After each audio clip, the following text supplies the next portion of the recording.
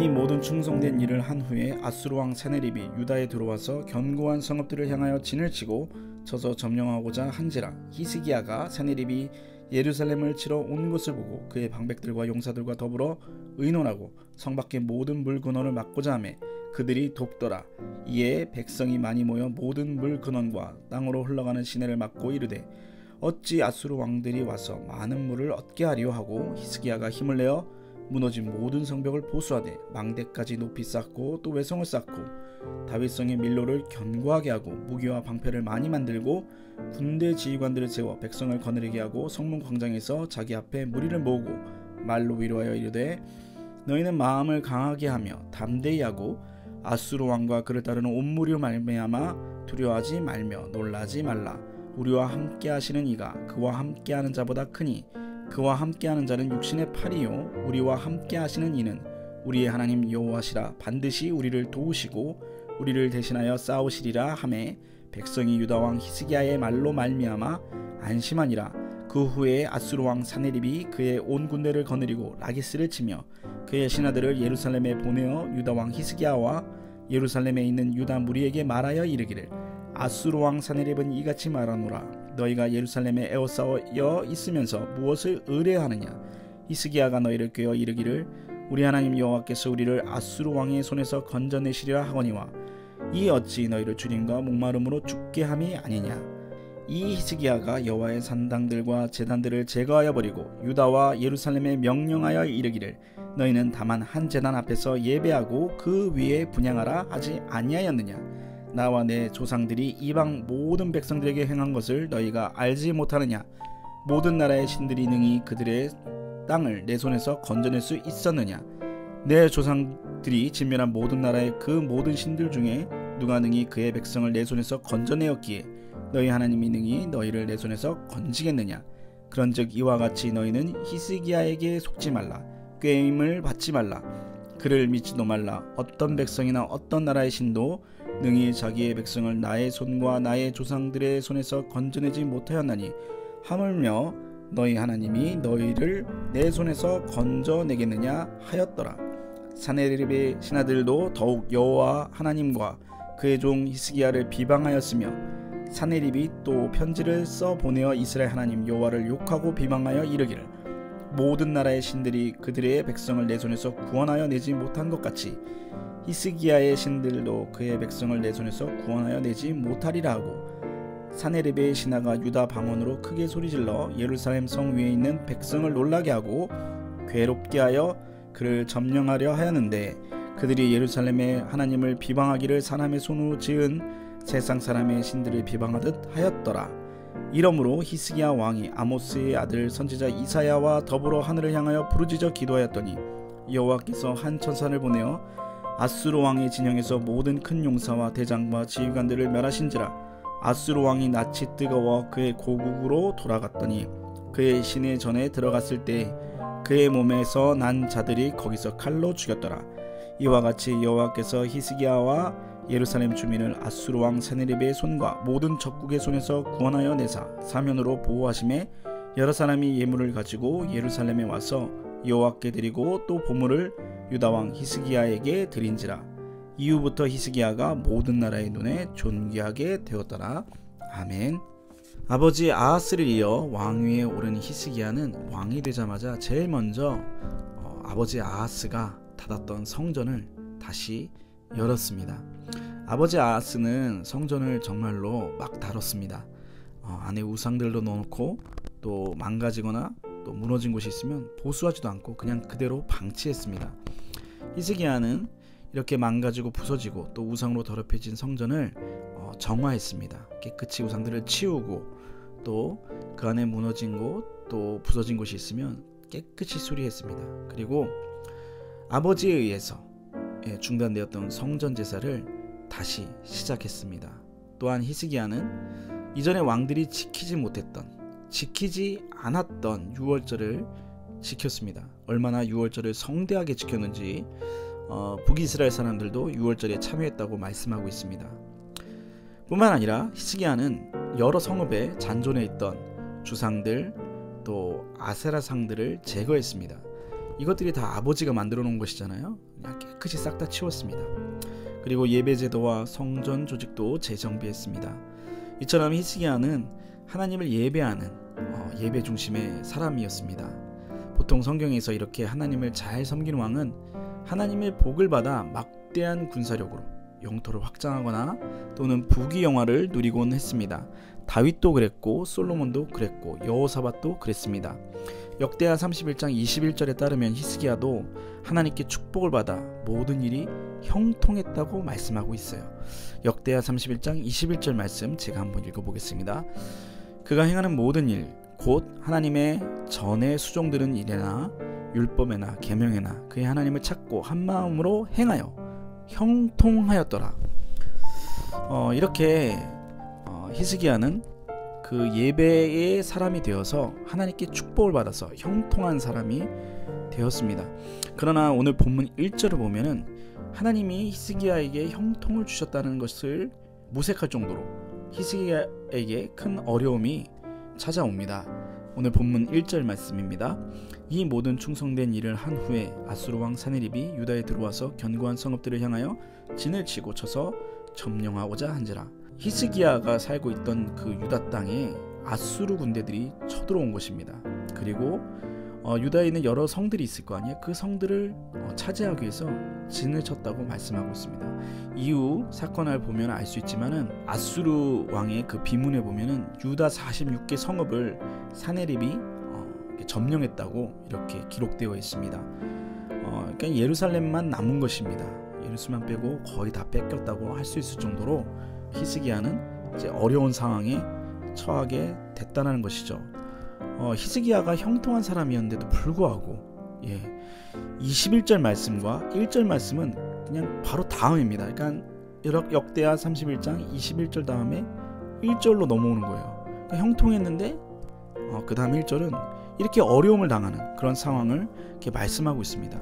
우리는 보통 이렇게 하나님이 형통을 주셨다고 하면은 이 본문 말씀을 이렇게 생각할 수 있어요. 이런 것입니다. 이 모든 충성된 일을 한 후에 여호와께서 유다 사방의 모든 나라에 두려움을 주사 히스기야와 싸우지 못하게 하심에 주변 나라들이 히스기야에게 조공을 바쳤더라. 하지만 어떻습니까? 다른 나라들로부터 조공을 받기는커녕 히스기야는 앞서 말씀드렸던 것처럼 유다 46개 성읍을 잃고 이제 예루살렘마저도 아수르 왕에게 빼앗길 그러한 위기에 처하게 되었습니다. 하나님은 분명 히스기야를 형통하게 하셨다고 말씀하고 있는데 왜 히스기야는 이처럼 사네립의 공격을 받게 된 것일까요? 하나님이 형통을 거두셔서 그런 것일까요? 아닙니다. 하나님은 분명히 히스기야에게 형통함을 주셨습니다. 그런데 그 형통은 우리가 이해하는 형통과는 다른 형통을 주신 것입니다.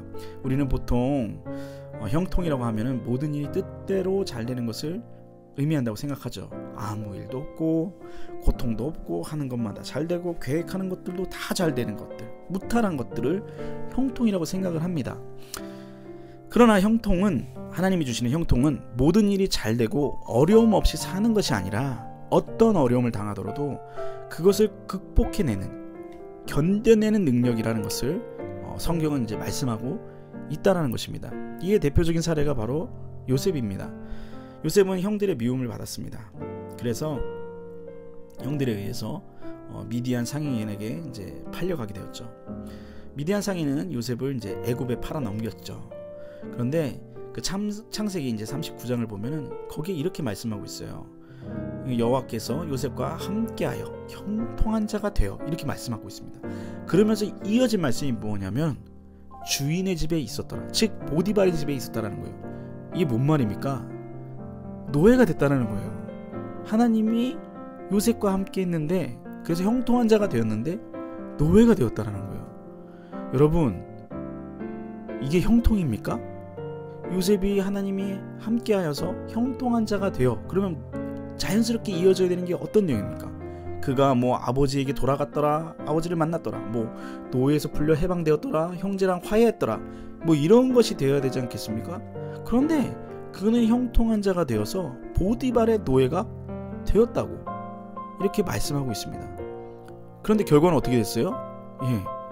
주인의 아내를 이제 겁탈했다는 그런 누명을 받았잖아요. 그래서 죄수가 되었어요. 노예된 것도 억울한데 죄수까지 되었습니다. 하나님이 그를 형통케 했는데 오히려 상황은 악화되었다라는 거예요. 그럼에도 불구하고 하나님은 요셉과 함께 했고 그를 형통케 했습니다. 그것을 어떻게 할 수 있습니까? 요셉이 그 어려운 상황 하나하나를 다 이겨냈다라는 거예요. 견뎠다라는 거예요. 여러분, 형들에게 미움을 받았어요. 형제에게 배신을 당했습니다. 거기다 노예까지 팔려갔습니다. 거기다가 억울하게 죄수까지 되었습니다. 언제 감옥에서 나갈지 모르는 상황이 되었습니다. 그러면 어떻겠습니까, 여러분? 미쳐버리든가 아니면 진짜 인생이 망가졌겠죠. 그러나 요셉은 망가지지 않았어요. 요셉은 오히려 하나님을 더 의지했고 그 어려운 상황을 잘 극복했습니다. 히스기야도 마찬가지입니다. 히스기야는 예배의 사람이었죠. 그래서 하나님이 그를 형통케 했다라는 것입니다. 그러자 그가 어떻게 되었습니까? 사네립의 포위를 견디고 이겨냈다는 것입니다. 우리는 분명히 알아야 됩니다. 예배의 사람은 형통한 사람이라는 것입니다. 예배의 사람은 하나님의 은혜로 어떠한 어려움이 와도 견뎌낼 수 있는 능력이 하나님께 은혜로 말미암아 받게 된다는 것입니다. 여러분, 히스기야를 보세요. 군대 많지 않잖아요. 46개 성읍도 다 뺏겼어요. 정말로 절망적인 상황이죠. 오늘 본문을 보면은 히스기야는 좀 잘 두려워하지 않는 것처럼 보이긴 하지만 열왕기 하를 보면은 그는 두려워합니다. 왜 두렵지 않겠습니까? 나라를 거의 90% 이상 빼앗기고 이제 자기 목숨 하나 남은 건데 군대도 많지도 않아요. 원군을 받을 데도 없습니다. 그런데 히스기야 어때요? 담대하잖아요. 왜 그런 것입니까? 그가 형통한 사람이었기 때문이에요. 하나님이 그에게 은혜를 줘서 형통함을 주셨기 때문이에요. 그렇기 때문에 그 어려움을 극복하고 견딜 수 있었던 것입니다. 여러분, 예배를 철저히 드린다고 해서 우리가 예배 중심의 사람이 된다고 해서 우리 삶의 어려움이 사라지는 것은 아니에요. 모든 것이 무탈하고 잘 되는 것이 아닙니다. 물론 그럴 수도 있어요. 하지만 우리 삶이 그렇습니까? 잘 되면 안 되는 거 있잖아요. 오히려 우리가 고난도 받고 또 어려움을 당할 수도 있다는 거예요. 하지만 예배의 사람은 하나님의 형통이 있기 때문에 그 모든 고난과 어려움을 견뎌낼 수 있다는 거예요. 외부의 그 어려움이 우리를 힘들게 합니다. 정말로 우리를 이제 쪼그라뜨리게 하죠. 그건 다를 게 없어요. 그러나 우리 마음 가운데, 정말로 저 밑에 있는 그 마음 가운데 솟아오르는 담대함이 있다라는 것입니다. 여러분, 요즘처럼 코로나로 인해 어려운 시기에 우리는 먼저 우리의 예배 자리를 돌아봐야 합니다. 예배 자리를 떠나지 않았는지, 온라인이라고 해서 가볍게 여기고 있지는 않는지를 돌아봐야 된다는 것입니다. 왜냐하면 이 코로나를 극복할 수 있는 능력은 바로 예배에 있기 때문입니다. 뿐만 아니라 우리 삶의 여러 가지 어려움과 고난도 그것을 극복할 수 있는 능력은 바로 예배를 통한 형통함에 있기 때문입니다. 언제나 예배에 집중함으로써 형통한 자가 되어 삶의 여러 가지 고난을 잘 극복하고 견뎌내는 저와 여러분 되기를 부탁드립니다. 기도하겠습니다. 하나님 아버지, 히스기야는 아버지 아하스 때에 망가졌던 성전을 복구하고 무너진 예배를 회복함으로써 하나님의 축복을 받아 형통한 자가 되었습니다. 그 결과 그는 사네립의 침략을 받고도 넘어지지 않고 어려움 가운데서도 잘 견디고 이겨낼 수 있었습니다. 하나님 아버지, 우리에게도 동일한 은혜를 베푸셔서 어떤 어려움이 와도 잘 극복해 나가는 형통한 주님의 자녀가 될 수 있도록 인도해 주시옵소서. 그러기 위해서 우리 먼저 예배를 점검하는 그러한 시간을 갖도록 인도해 주시기 원합니다. 온라인이라고 해서 예배를 소홀히 하고 있지는 않은지를 돌아볼 수 있도록 도와주시고, 예배 자리를 떠나 있지 않는지를 돌아볼 수 있도록 인도해 주시옵소서. 혹시나 예배를 소홀히 하고 있고 예배 자리를 떠났다면은 우리의 예배 자리를 바로 잡아주셔서 삶의 중심이 다시 예배가 될 수 있도록 하나님께서 이끌어 주시고, 또 이 예배를 통해서 우리가 모든 고난과 어려움을 응히 이길 수 있는 그러한 형통함을 받을 수 있도록 도와주시옵소서. 하나님, 코로나 확진자가 날마다 늘어가고 있습니다. 이렇게 어려운 시기에 우리 중심을 놓지 않게 하시고 이 어려움도 잘 이겨내게 도와주시옵소서. 주님, 우리나라를 긍휼히 여기시사 코로나가 속히 종식되게 하시고 교회가 세상의 모범이 되어 코로나 종식에 앞장서게 하여 주시길 원합니다. 또한 코로나로 인해 고통받고 있는 이들을 돌아보고 또 그들을 위해서 어떻게 교회가 섬기며 나아갈 수 있을지를 고민할 수 있도록 또한 준비할 수 있도록 도와주시옵소서. 하나님 아버지, 대학 입시를 준비하는 우리 고3 수험생들 또 수험생 자녀들이 있습니다. 그들을 기억하셔서 그들의 진로를 인도해 주시고 하나님께서 진정한 형통을 주셔서 이 어려운 시기를 잘 이겨내며 또한 아버지 하나님, 주님의 선한 인도하심을 받을 수 있도록 도와주시길 원합니다. 하나님 아버지, 군에 있는 자녀들에게도 안전과 건강을 주셔서 아무런 사고 없이 건강하게 군 생활을 마칠 수 있도록 은혜 베풀어 주시옵소서.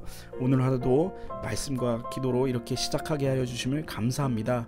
아버지 하나님, 우리가 이 은혜를 잊지 않도록 도와주시고 늘 날마다 말씀과 기도로 하루를 시작하며 아버지 하나님, 하루를 정말 은혜 가운데 보낼 수 있도록 인도하여 주시옵소서. 이 모든 기도 우리 주 예수님의 이름으로 기도합니다. 아멘. 우리 다 같이 주기도 하시겠습니다.